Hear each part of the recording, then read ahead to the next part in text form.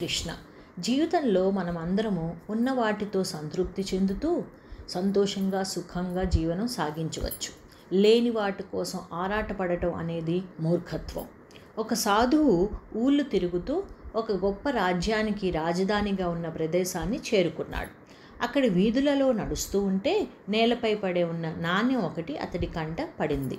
చేతుల్లోకి తీసుకున్నాడు. కానీ ఆ నాణ్యం వల్ల అతడికి ఏమీ ఉపయోగము లేదు, అవసరము లేదు. తన దగ్గర ఉన్నవేవో ఉన్నాయి, అవి చాలు. ఆ నాణ్యం వల్ల కొత్తగా వచ్చే దినుసుల గురించి అతడు ఆలోచించదలచలేదు. అందువల్ల ఆ నాణ్యాన్ని ఎవరికైనా ఇవ్వాలనుకున్నాడు. దాని అవసరం ఉన్న వాళ్ళ కోసం రోజంతా వెతికాడు. ఎవరూ కనిపించలేదు. చినిగిన బట్టలతో కొందరు ఎదురైనా వాళ్ళు కూడా సంతోషంగానే ఉన్నారు తప్ప ఎవరి ముందు చేయి చాచడం లేదు. సాధువుకు సంతోషం కలిగింది. ప్రజలు సంతృప్తిగా ఉండటం అతడికి సంతోషాన్ని ఇచ్చింది. ఆ రాత్రి అక్కడే ఒక చోట విశ్రమించాడు. తెల్లారి సాధువు నిద్రలేవగానే ఆ దేశాన్ని పాలిస్తున్న రాజు తన సైన్యంతో పక్క రాజ్యంపై దండెత్తేందుకు వెళుతూ కనిపించాడు.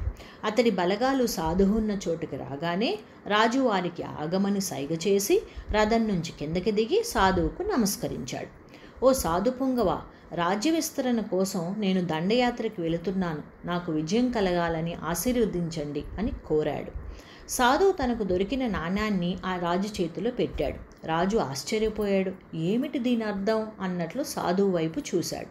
సాధువు చిన్నగా నవ్వి, ఓ మహారాజా, ఈ నాణ్యం మీ రాజ్యంలోనే నాకు దొరికింది. దీని అవసరం నాకు లేకపోవడంతో అవసరం ఉన్న వాళ్లకు ఇవ్వాలని నిన్నంతా వెతికాను. అలాంటి వాళ్ళు ఒక్కరూ కనిపించలేదు. అంతా సంతృప్తిగానే ఉన్నారు. ఉన్నదానితో సంతృప్తి చెందకుండా ఇంకా ఏదో కావాలని ఆరాటపడుతున్న వ్యక్తి మీరొక్కరే కనిపించారు. అందుకే ఈ నాణ్యం మీకు ఇచ్చాను అని చెప్పాడు. రాజు అంతరార్థం గ్రహించాడు. దండయాత్ర ఆలోచన విరమించుకుని వెనుతిరిగాడు. నిరంతరం లేని దానికోసం ఆరాటపడుతూ ఉంటే ఉన్నదాన్ని అనుభవించే భాగ్యాన్ని కోల్పోతాం. ఆ భాగ్యం లేనివాడు ఎంత ఉన్నా ఏమీ లేనివాడే.